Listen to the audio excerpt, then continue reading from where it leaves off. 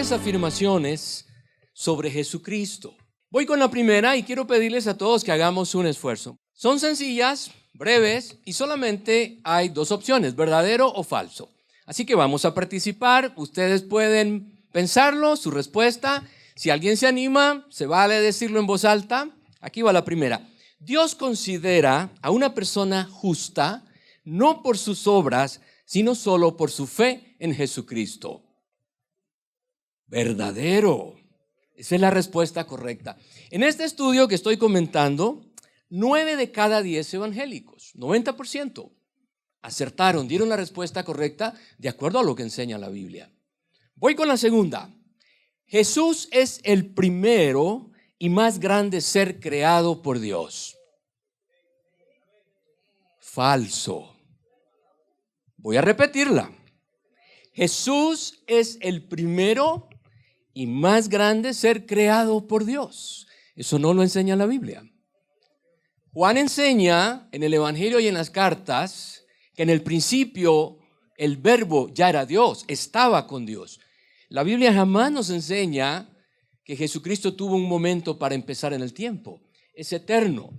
Y a veces eso está más allá de nuestra comprensión, que es finita. No somos eternos, fuimos creados. Así que en este estudio, 2 de cada 10, el 20% de los que participaron tenían la respuesta correcta, ortodoxa, de acuerdo a la Biblia. Y termino con esta. Únicamente aquellos que confían solo en Jesucristo como su Salvador reciben de Dios el regalo de la salvación eterna. Verdadero. Es lo que enseña la Escritura. Y fundamentalmente en el Nuevo Testamento, donde hoy vamos a estar precisamente enfocados. Lo interesante fue esto.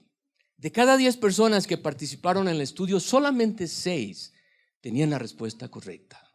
Por eso al final el estudio termina diciendo, en este momento de la historia, la teología de los evangélicos en Estados Unidos es una mezcla. Creencias bíblicas correctas, ortodoxas, pero también algunas opiniones bastante lejos de lo que enseña la Biblia. Cuando hablamos en el gran tema de este año aquí en la iglesia, ¿cuál es? La madurez espiritual. No podemos hablar de la ruta a la madurez espiritual sin pasar sí o sí por el tema de la doctrina. Y por supuesto, cuando venimos a la palabra, es un tema muy amplio. Porque si hablamos de la iglesia, está la doctrina de la iglesia. Si hablamos acerca de las escrituras, de la Biblia, nos encontramos con la doctrina acerca de la Biblia. Y por supuesto surge una pregunta. Entonces el cristianismo, si es una expresión de varias enseñanzas y doctrinas, ¿habrá una que es central, alrededor de las cuales encajan las demás? La respuesta que nos da el Nuevo Testamento es que sí, esa doctrina es precisamente la de la persona de Cristo, a quien esta mañana hemos adorado a lo largo de todo el tiempo de alabanza. Venga esa ofrenda al Señor. Así es. La vida digna es evidencia de la doctrina saludable. Así lo expresó San Pablo cuando le escribía a Tito estas palabras. Tú diles a los creyentes lo que deben hacer para estar de acuerdo con la enseñanza que produce una vida recta. Una vida recta. En otras palabras, la vida digna, la vida recta, la vida que agrada a Dios es el fruto que produce la enseñanza saludable. Y ahí hay otra palabra muy interesante que Pablo usó no solamente escribiendo a Tito, pero también en otras cartas. Casi siempre él agregaba a la palabra doctrina, enseñanza, teología, ese otro término, saludable. En muchas versiones, doctrina sana o sana doctrina. Y la palabra lo que significa en castellano es limpia, no contaminada. Por favor, Tito, ocúpate de darle a la iglesia enseñanza esterilizada, pura, preparada tal y como Dios quiere usarla para transformar nuestra vida en una vida recta, digna, productiva, saludable. Y saben que esa palabra en el griego la usamos en español igual. Es la palabra higiénica, higiénico. Así que cuando ustedes lean en la Biblia, en el Nuevo Testamento, la palabra doctrina saludable, Pueden traducirla con toda confianza como doctrina higiénica. Y todos comprendemos muy bien lo que significa higiénico. Puro, sin contaminación, en su expresión real, en su esencia. Y este es el consejo que nos lleva a esta primera gran verdad. La vida digna es resultado de una doctrina saludable, higiénica. Ahora, ¿por qué la insistencia en la enseñanza de Pablo y otros tantos en el Nuevo Testamento en este enfoque de saludable, higiénica? Porque igual que hoy, lo acabo de citar con este estudio en Estados Unidos, en aquel entonces, la época en que empezaba la iglesia en el primer siglo, ya habían alteraciones, corrupciones de la doctrina saludable. Una enseñanza que provenía de lo que Jesús había hecho y de lo que los apóstoles estaban enseñando a las iglesias en aquella época, que algunos maestros no instruidos y otros con mala intención, los que el Nuevo Testamento llama falsos maestros, estaban alterando y corrompiendo.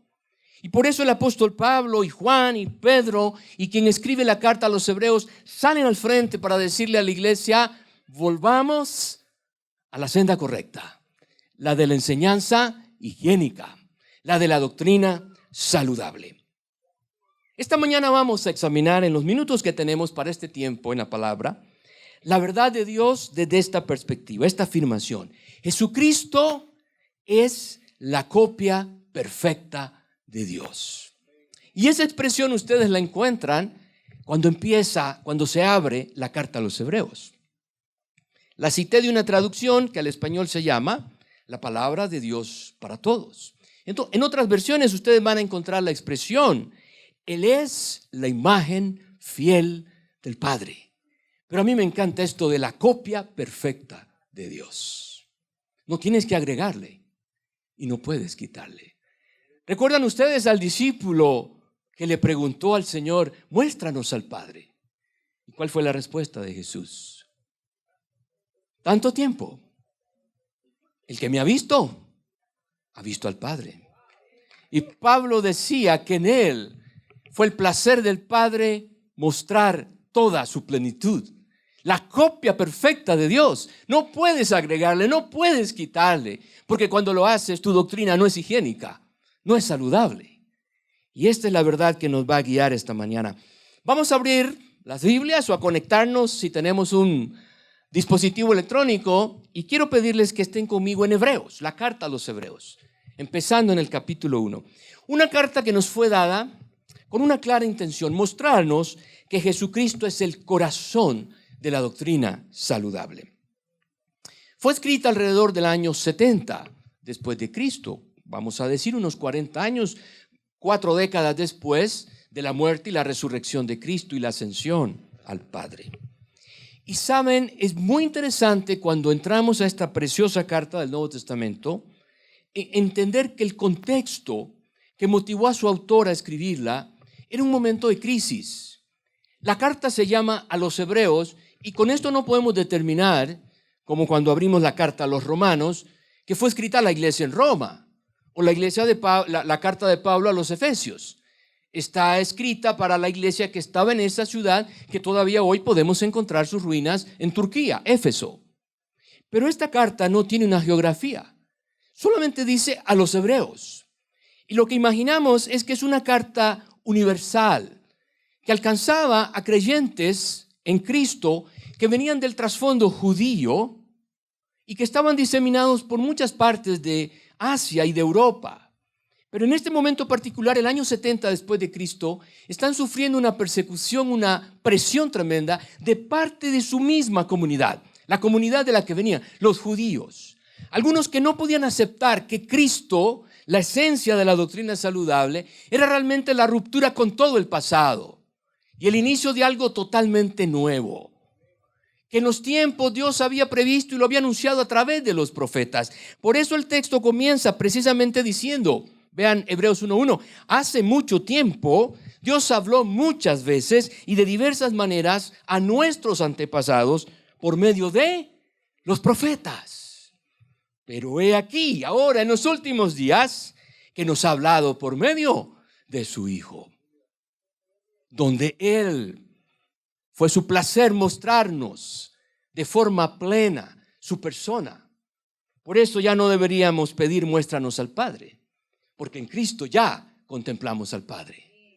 Esta es la esencia de una doctrina higiénica, sana, saludable, alrededor de las cuales todas las demás doctrinas que confesamos en el cristianismo deben conectar y derivar, para ser la iglesia que no camina hoy en día con base en doctrinas distorsionadas, mezcladas y algunas abiertamente corrompidas. Hay que volver a esta fórmula correcta que el autor de la carta a los Hebreos le dio a aquellos creyentes que estaban en medio de un debate que por momentos les hacía sufrir mucho y estaba quebrantando a las iglesias. Y el Señor en su gracia da esta palabra que nosotros tenemos ahora en esta magnífica carta. Aquellos hermanos se debatían entre abrazar la fe cristiana como algo totalmente nuevo o era un asunto de mezclar lo antiguo, lo que venía del antiguo pacto, con lo nuevo que estaba siendo revelado en Cristo.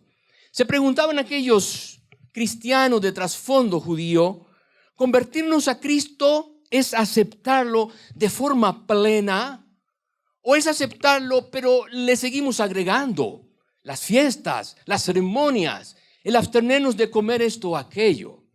Y ciertamente esta era la presión que tenían de gran parte de la comunidad judía que así estaba entendiendo que la fe cristiana era más o menos Cristo más lo mejor del judaísmo. Esto es algo como, qué bueno encontrarme con lo nuevo, pero todavía quiero arrastrar lo antiguo. Qué bonito encontrarme con un mensaje novedoso que habla de gracia, pero todavía sentirme atado a algunas cadenas que me amarran a la ley. Y hemos cantado esta mañana, romperás las cadenas, aleluya. Esa es la fe en Cristo. Y eso rompe con todo. Y eso es lo que el autor de la carta a los Hebreos está diciéndole a la iglesia en aquel año 70. Y esta mañana es la palabra de Dios para nosotros. Ni siquiera tenemos idea. Este es uno de los grandes misterios que son parte de la fe. ¿Quién escribió esta carta? Porque diferente a muchas donde aparece Pablo a los creyentes en Filipos o el apóstol Pedro escribiendo a las iglesias o Juan, no sabemos quién escribió esta carta. Los que han estudiado estos temas por tanto tiempo nos dicen, evidentemente era un creyente que tenía también trasfondo judío, por eso conocía tan bien el judaísmo y pudo discernir lo que estaba pasando para hablar, para escribir esta carta. Pero es un hombre que ha entendido con absoluta claridad que en Cristo todas las cosas son hechas nuevas y el pasado es pasado y hay que enterrarlo. Y por eso escribe con tanto ímpetu, con tanta convicción esta carta que a nosotros hoy nos desafía también para seguir hacia la madurez espiritual, centrados y enfocados en Jesucristo, el corazón de la doctrina saludable. Y con esto en mente vamos a Hebreos 1:1. Ya estuvimos ahí en el verso 1, vamos al 2. Ahora en estos últimos días nos ha hablado por medio de su Hijo. Dios le prometió todo al Hijo como herencia y mediante el Hijo creó el universo. El Hijo irradia la gloria de Dios y expresa el carácter mismo de Dios, su copia perfecta, a la que no puedes agregarle ni quitarle absolutamente nada. Y sostiene todo con el gran poder de su palabra. Después de habernos limpiado de nuestros pecados, se sentó en el lugar de honor a la derecha del majestuoso Dios en el cielo. ¿Qué tenemos aquí? En estas palabras en las que sin saludo alguno, este autor va al grano para decirle a esta iglesia, este es el enfoque en el que debemos correr, esta gran carrera, esta gran maratón que es la vida cristiana. De entrada, una afirmación sobre Jesucristo que en todo el Nuevo Testamento, nuestra Biblia cristiana, no se vuelve a hacer acerca de ninguna otra persona. El Hijo muestra la brillante grandeza de Dios. Es la imagen perfecta de todo lo que Dios es, en la palabra de Dios para todos. Por lo mismo, Jesucristo supera a todos los profetas heroicos de la historia judía. Completada su obra, está diciendo aquí la palabra, Jesucristo volvió a ocupar su trono, el de siempre, del cual descendió despojándose, sin aferrarse al hecho de ser igual a Dios, dice Pablo, para tomar una tienda como la nuestra y morir la muerte de cruz, terrible muerte. Lo que estamos oyendo, si hacemos el esfuerzo, y quisiera pedirles a todos ahora que hagamos este esfuerzo, a medida que avanzamos en la carta a los Hebreos, pensar por un momento como si nosotros hubiésemos venido a la fe cristiana con un trasfondo judío. Es un esfuerzo personal para discernir mejor esta palabra. Y ahora estamos oyendo al abrir la carta que se nos dice que Jesucristo es superior, que cuando el Padre dijo es el tiempo para que el Hijo venga y habite entre aquellos a los que quiero redimir, no hubo más en el plan de enviar a un vocero, a un profeta, a un ungido, sino traer a la persona misma de Jesucristo, Dios encarnado. Y cuando Él cumplió su obra, Él volvió a su trono. Y nos preguntamos hoy, ¿dónde y qué está haciendo Jesucristo? Señoreando, gobernando, ejerciendo su señorío, su autoridad, soberanamente, sobre todo lo creado, que fue creado por Él, por medio de Él y para Él. ¡Aleluya! Incluida la iglesia de Cristo, de la cual Él sigue siendo la cabeza. Y estamos esperando por el novio, para que nos invite al gran banquete, a la boda del Cordero. ¡Aleluya! Pero si somos judíos, a ver, un momento. Yo pensé que Elías era el gran profeta. Y otros estarían diciendo al leer estas palabras, no, yo me quedo con Isaías, el profeta de la redención y la salvación. Pero alguien más diría, no, que Isaías se queda muy corto. Ezequiel es el profeta. Pero ahora la palabra está diciendo que los profetas son cosa del pasado y son muy pequeñitos frente a este grande que es el Hijo de Dios. Superior a los profetas. Primera gran verdad que estamos escuchando y que nos sacude al nomás empezar en esta carta. Pero hay muchísimo más, así que tenemos que avanzar. Quisiera pedirles, siempre en el capítulo 1, vamos al 4. Estamos siempre la misma ruta. Esto demuestra que ahora Jesucristo está sentado en el trono de siempre. Que el Hijo, subrayen esta frase, es muy superior a los ángeles. A ver, primero el autor a los Hebreos ha hablado de esta perspectiva terrenal. En el pasado nos ha hablado el Padre a través de los profetas, pero todos ellos son nada al lado de Jesucristo el Hijo. Y ahora el autor a los Hebreos levanta la vista al cielo y va a hablar del mundo angelical para decir, Jesús, el Hijo, es muy superior a los ángeles. Por eso Él está en el trono de Dios. Jamás se afirma esto de ningún ángel. Por más que algunos en la comunidad judía tenían también sus ángeles y arcángeles preferidos. Así como el nombre que Dios le dio es superior al nombre de ellos. Si alguno de nosotros como judío, ahora convertido a la fe, está pensando, pues yo pensaba que Gabriel era el más grande en los cielos. No. Está diciendo aquí la palabra, el Hijo es muy superior a los ángeles, con un nombre dado por Dios muy superior al nombre de ellos. Dios nunca le dijo a ningún ángel, estoy en el verso 5 del primer capítulo a los Hebreos, tú eres mi hijo, hoy he llegado a ser tu padre. Dios nunca le dijo a ningún ángel, como le dijo a Jesús, tú eres mi hijo, hoy he llegado a ser tu padre. Dios también dijo, yo seré su padre y será mi hijo. Y lo tremendo del autor a los Hebreos es que está citando los salmos en estas palabras. Así que cualquier buen judío que ahora conoce a Jesús está oyendo y está repitiendo estas palabras que desde niño conocía de los salmos. Además, cuando trajo a su Hijo Supremo al mundo, Dios dijo que lo adoren todos los ángeles de Dios. Aleluya. La teología judía comienza a desmoronarse a pedazos. Jesucristo es eterno y divino. Los ángeles son criaturas y son sus siervos. Y aquellos que dicen, pero ¿cómo más grande que los profetas? Pues con esta segunda verdad que reciben en esta carta, tienen que ver al cielo y decir, igual en el cielo, no hay nadie superior a Jesucristo el Hijo. La esencia de la doctrina saludable. Aleluya.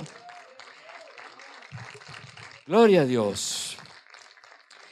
Ahora vamos a avanzar un poquito más al capítulo 3. Y voy a pedirles que estén conmigo a partir del verso 3 de este capítulo.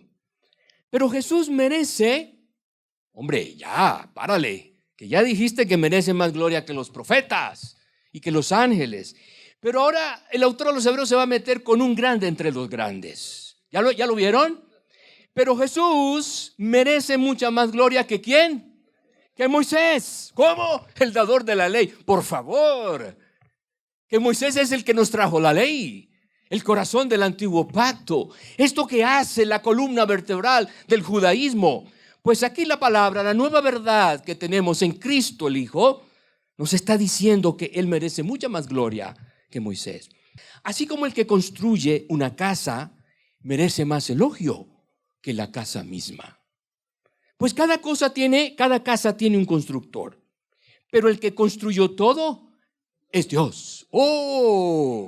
El tabernáculo no lo construyó Moisés, lo construyó Dios, y Él le dio los planos y la visión, y Moisés fue el instrumento, pero quien lo construyó fue Dios. Y ahora viene el honor que merece también el gran Moisés. En verdad, Moisés fue fiel como siervo en la casa de Dios. Y por supuesto que esto sigue teniendo valor en la fe cristiana a la luz de las escrituras del Nuevo Testamento. Su trabajo fue una ilustración de las verdades que Dios daría a conocer tiempo después. Pero Cristo, como Hijo, está a cargo de toda la casa de Dios. ¿Ven ustedes la relación? Moisés es el mayordomo. Moisés es el que cuida. Pero ¿quién es el Señor de la casa? Jesucristo el Hijo. Y esto es lo que nos está sacudiendo. Recuerden que estamos intentando oír esto como si fuésemos cristianos con un trasfondo judío. Pero toda la vida yo pensé que el más grande entre los grandes era Moisés, el dador de la ley. Lo fue por un tiempo. Porque la ley fue dada por Dios a partir de un momento y tenía también una época para el punto final. No he venido para abolir la ley simplemente porque se me antojó. He venido para cumplirla y en el tiempo de Dios ponerle el punto final. Jesús merece mucha más gloria que Moisés, porque Él es el Señor de la casa, Moisés el mayordomo. Esta nueva teología que estamos escuchando en Cristo reubica a Moisés en relación a Jesucristo. Él como dador cumplió una mayordomía y es honrado en las Escrituras como tal. Pero Jesucristo es precisamente el que anunciaba el tabernáculo y la ley. Y ahora que está entre nosotros, Él merece mucha más gloria. Aunque nos cueste en un momento dado desprendernos de aquello que hemos aprendido de los abuelos y de nuestros padres. Así que superior a los profetas, a los ángeles, a Moisés. Y ahora quiero invitarles al capítulo 5. Avanzamos hasta el verso 5 de ese capítulo. Y nadie puede llegar a ser sumo sacerdote solo porque desee tener ese honor. Ahora se va a meter con el sacerdocio. Óigame, empezamos con los profetas y yo era del partido de los profetas. Y por ahí reaccionan los que dicen, no los profetas, los ángeles. Ya pasaron por ahí. Y aquellos que decían ni uno ni otro, es Moisés el más grande. Ya se quedaron con la boca callada, porque el Hijo merece mucha más gloria que Moisés.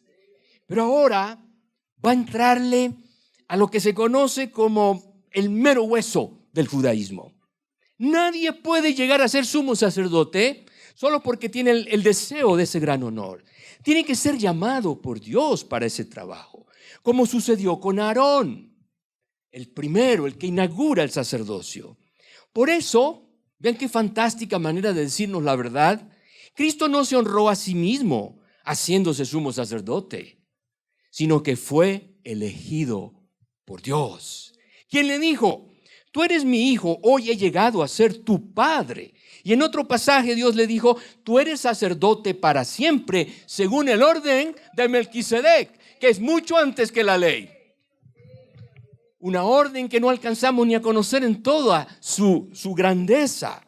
De ese modo, estoy en el verso 9 del capítulo 5, Dios lo hizo apto para hacer, vean qué frase, a nadie se le honra en las escrituras del Nuevo Testamento con esta frase: el sumo sacerdote perfecto, completo, higiénico, puro, aleluya. La esencia de la doctrina saludable que nos inspira como iglesia a marchar hacia la madurez espiritual. Aunque vengan las presiones como las que estaban sufriendo nuestros hermanos en aquella época que venían del trasfondo judío. Y están ahora con esta carta sintiendo que Dios mismo les está diciendo para atrás ni para agarrar envión. Es para adelante, solo para adelante.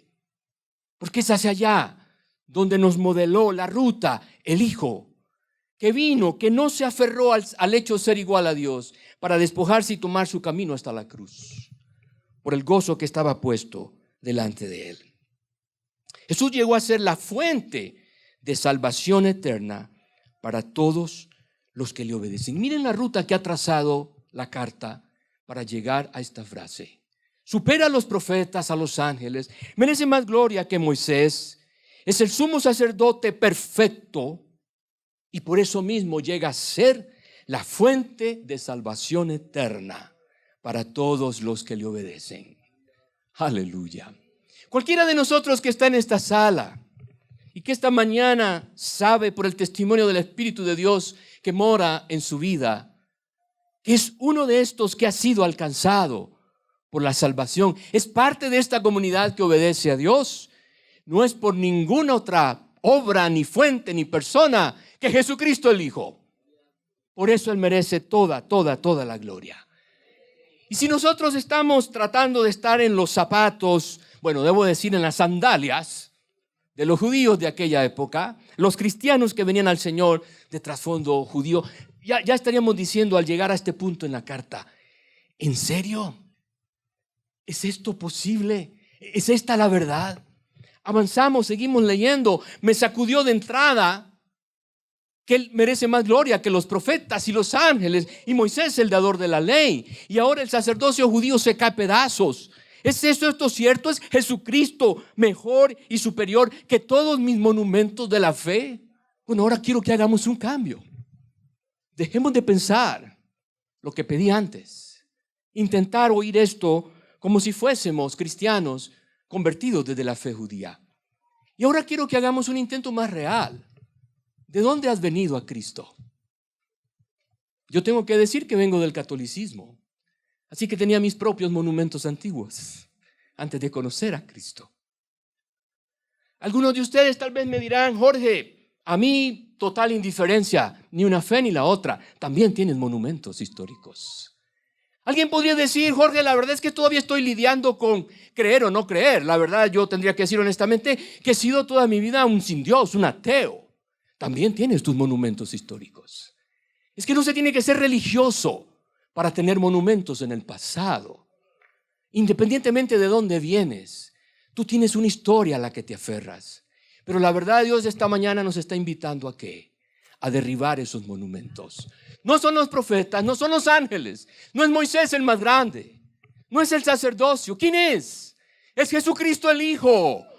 No es lo que viste o no viste en tus abuelos y tus padres. No es la religión de tu cultura, no es tu pasado. Es Jesucristo el Hijo, el más grande, el que merece la gloria, el único que obró la salvación. Y avanzamos al capítulo 8, porque ahí esta carta, este autor a quien Jesús inspiró, Dios inspiró para darnos esta palabra de sabiduría, va a decirnos a partir del verso 6, capítulo 8. Pero ahora a Jesús, nuestro sumo sacerdote perfecto, se le ha dado un ministerio que es muy superior al sacerdocio antiguo. Ya veníamos oyendo eso desde el capítulo 5. Porque Él es mediador a nuestro favor de un mejor pacto con Dios basado en promesas mejores. Porque hay un solo mediador entre Dios y los hombres, Jesucristo el Hijo. En ningún otro hay salvación. Él es mediador. Pero además, el autor a los hebreos, y esto es palabra de Dios, no es simplemente el autor a los hebreos. Si algo faltaba, es la estocada final. Es lo que termina con todo el pasado. Él es mediador a nuestro favor. Él está hablando delante del Padre a favor nuestro. Tiene tanta gracia, tanto amor, tanta misericordia, que Él le habla al Padre a favor tuyo y mío. Porque está mediando, es abogado de un mejor pacto con Dios, basado en promesas mejores. Cuando Dios habla, ahora voy al verso 13 del capítulo 8, cuando Dios habla de un nuevo pacto, ese que está mediando ahora Jesús delante del Padre, quiere decir que ha hecho obsoleto al primero, el cual ha caducado y pronto desaparecerá. Oh my God, oh Dios mío, en el más puro sentido de adoración. No estoy bromeando. Oh Dios, precioso Jesús. Obsoleto, caducado, se acabó, extinguido. Déjenme hacer una ilustración para este punto. Piensen por un momento, la hora es un poco complicada, pero me voy a arriesgar. Piensen por un momento en su comida preferida. Uy, Jorge, no te metas con eso. Porque a lo mejor ustedes tienen para el menú de hoy al mediodía su comida preferida. Pues vamos, su comida preferida. La más rica y bien condimentada y adornada y con la gente que uno quiere. Su comida preferida. Pregunto, ¿se la disfrutan, se la comen con ese gusto, ese deleite, ese placer cuando ya está vencida? Yo no. Y Edna me conoce que, a veces me cuesta aceptarle en la cena lo que preparó en el almuerzo. Porque me encanta fresquita mi comida preferida. No nos gusta. No nos gusta. Y esto es lo que está diciendo la palabra. Obsoleto, se acabó, está vencido, caducó. Otra más. Cuando tenemos un momento de quebranto de salud y el doctor nos da un medicamento, lo tomamos con obediencia, con entusiasmo, con fidelidad de que va a ayudarnos cuando leemos en el empaque que está vencido. Yo no. Porque mi vida está en riesgo y es peor. Soy un necio si tomo algo que dice que está dañado, que ya venció. Esta es la palabra que oyeron los hebreos que venían ahora a Cristo y estaban sintiendo la presión de aquellos que le decían la fórmula, Cristo más lo mejor del judaísmo. Porque aquí la palabra de Dios le pone la estocada final al antiguo pacto. En Cristo caminamos con fe en el mediador de un nuevo y mejor pacto, basado en mejores promesas. Si las promesas del antiguo eran buenas, las que tenemos en Cristo las superan, pero por millones. Es tan impresionante la obra que Dios ha hecho a nuestro favor. Y a los hebreos en aquella época que venían a Cristo con ese trasfondo, esto les quedó tan claro. Cambia esta carta la historia de hacia dónde va la iglesia en aquella etapa final del primer siglo, cuando reciben y se apropian de esta palabra. Y cuando la iglesia de hoy, eso nos incluye a nosotros, querida y amada iglesia, Biblia abierta. Si no lo tenemos claro, si no lo convertimos en nuestra manera de ser y de hacer iglesia, esta doctrina deja de ser saludable. Deja de ser higiénica. Si queremos vivir con un pie en lo nuevo y otro pie en el pasado. Si queremos mezclar la frescura de las mejores promesas con aquellas que todavía nos arrastran, porque amamos nuestros monumentos históricos. La iglesia entendió, en conclusión, con estas credenciales insuperables, merece más gloria que los profetas antiguos, que los ángeles, que Moisés el dador de la ley, que el sacerdocio que nos ministraba la mediación delante de Dios y ahora supera el antiguo pacto. Leo en el capítulo 9, el verso 26.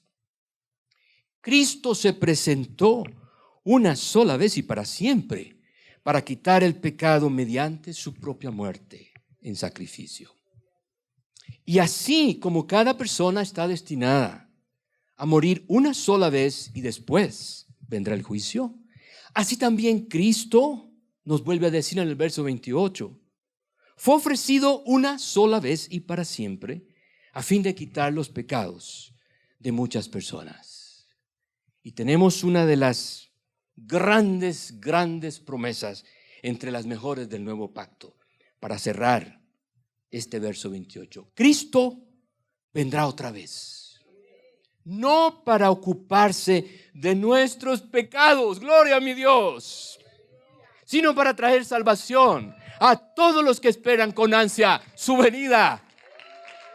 Sí, el Señor merece toda nuestra ofrenda, nuestra vida, nuestra alabanza, porque le estamos esperando.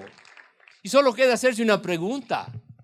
Con eso vamos a terminar hoy. Se la hicieron los hebreos cuando recibieron esta carta. Entonces, al final, ¿cómo resolvemos este dilema entre avanzar o regresar? Estaban lidiando con, ¿de verdad vamos hacia la meta siguiendo lo que hizo Cristo? ¿O regresamos y jalamos algunas cositas de los profetas y de los ángeles y de Moisés? Y ahora tienen claro que Dios está diciendo, pa'lante y solo para adelante. Que no hay, pero ni para agarrar envión. ¿Cómo ir atrás? Hombre, el mensaje es claro. Tan claro que son 3 términos. 2, avancen, no retrocedan.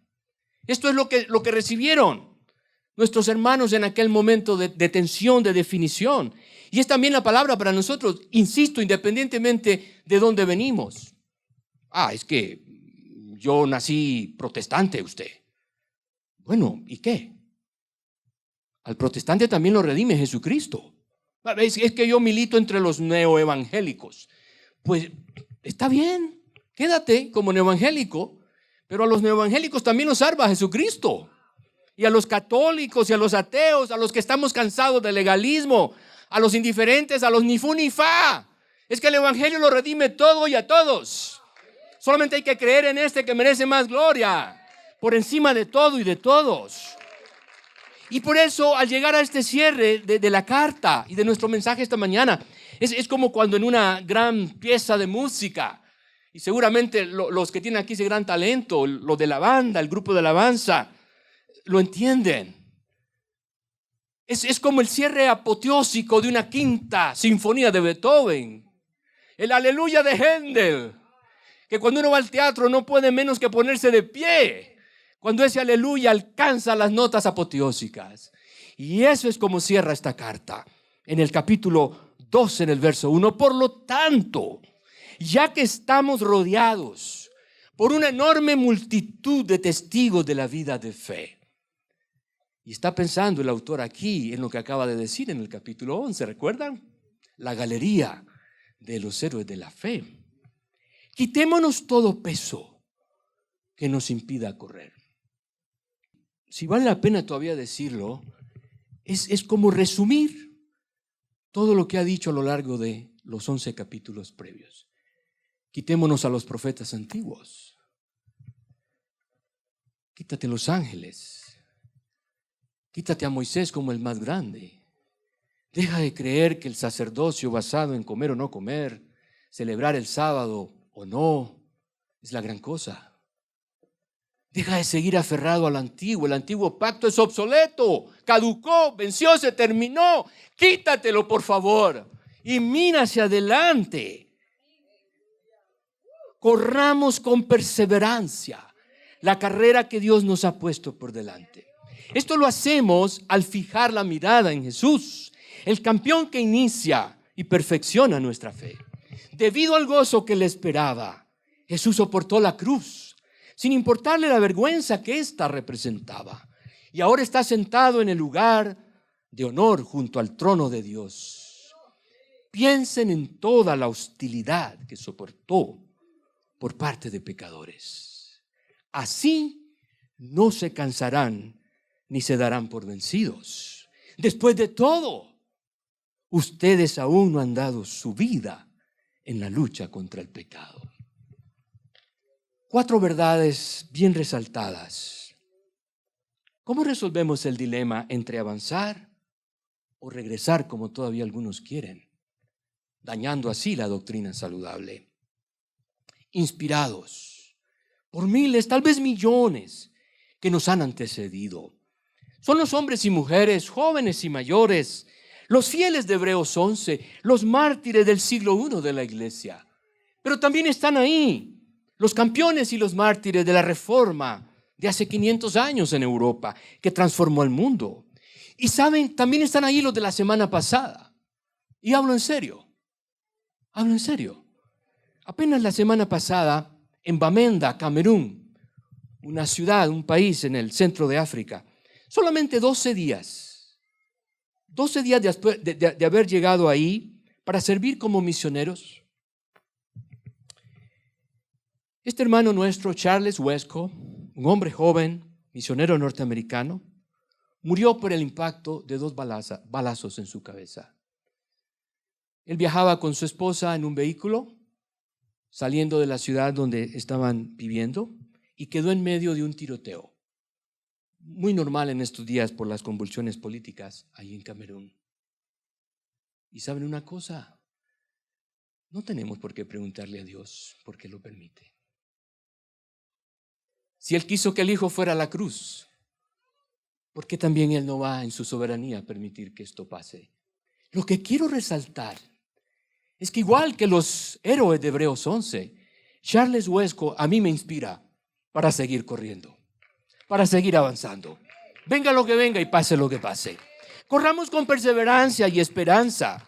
Esta es una maratón, no es una carrera de 100 metros planos. Qué suave sería. Es de toda una vida. La senda que ya caminó Jesús incluye la hostilidad, la persecución y aún la muerte. Pero Él la terminó debido al gozo que le esperaba. La fiesta que está por delante esperándonos es sin igual. Si esta mañana hemos gozado tanto en la alabanza, estamos gozando la palabra, esto es nada, es una probadita que se queda tan corta para la fiesta que nos espera, el gozo que está por delante. Vamos por Él, con perseverancia, con ganas. ¿Enfocados en quién? En Jesucristo, el corazón de la doctrina saludable, porque Él es superior y mejor que lo mejor de todo el antiguo pacto. Él ya completó la carrera. Por eso es que puede compadecerse de nosotros. Entiende nuestras caídas. Entiende los momentos en que flaqueamos, en que la presión parece ser tan grande que lidiamos con avanzar o retroceder. Del sistema religioso que dejaste atrás, para quienes ya han venido a Cristo, pregunto, ¿de qué o de quién? Hoy por esta palabra tienes que quitar tu enfoque para ponerlo en Cristo. Esta es la pregunta que la palabra te deja hoy y me la deja a mí también. Hace un par de días, se lo conté a Edna, me costó dormir en la madrugada, me costó conciliar el sueño. Y Dios había puesto con tanta fuerza esta palabra en mi corazón. Durante toda esa hora y media que no pude dormir, fue predicar una y otra vez este mensaje. Y pasó algo extraordinario. No me levanté cansado, agotado, desmayando. Me levanté con un entusiasmo increíble por la palabra que Dios me había dado una y otra vez, mientras no podía conciliar el sueño. Pero esta pregunta que estoy dejando para ustedes fue la pregunta que más el Señor trabajó en mi corazón durante esos minutos de desvelo. ¿De qué o de quién hoy, Jorge, tienes que quitar tu enfoque para fijarlo solamente en Cristo, el autor y consumador de la fe, a fin de terminar bien? Porque solamente así terminaremos bien esta carrera, ni cansados ni vencidos, sino listos para la fiesta que nos espera, el gozo que está delante de nosotros. Jesucristo es la copia perfecta de Dios. Ahí comenzamos y ahí quiero terminar. Y eso le hace superior a todo y a todos. No busques más, ni hacia atrás ni a tu lado. No hay absolutamente nadie que merezca más gloria, ni que sea superior a Jesucristo. Eso lo ha dicho el Padre. Eso nos lo dice la palabra del Nuevo Testamento esta mañana. Solo hacia adelante. Y la promesa que nos espera, que nos inspira, que nos alienta, es que Cristo vendrá otra vez. No para ocuparse de nuestros pecados. Ya fueron juzgados y estamos declarados justos delante del Padre. Él viene para traer salvación a todos los que esperan con anhelo su venida. Y esto es doctrina saludable. Esto es doctrina higiénica. Y solo me resta pedirles que estén de pie conmigo. Y quiero invitar al pastor Tony, porque vamos a terminar. Tony, ¿quieres venir conmigo? Inclinemos nuestro rostro. Vamos a adorar al Señor respondiendo a esta palabra que Él nos ha dado. Y cada uno de nosotros permita que el Espíritu Santo le guíe para orar, para responder a esta palabra en la oración que Tony va a guiarnos. Agradecidos contigo, Jesús, por tu sacrificio y por tu muerte, porque la venciste y porque resucitado ascendiste a ese trono y no quedándote ahí, intercedes por nosotros para librarnos del pecado, de la maldad y del castigo eterno por una vida eterna como la diseñaste para nosotros, contigo. En el nombre tuyo, amado Jesús. Amén y amén. Precioso.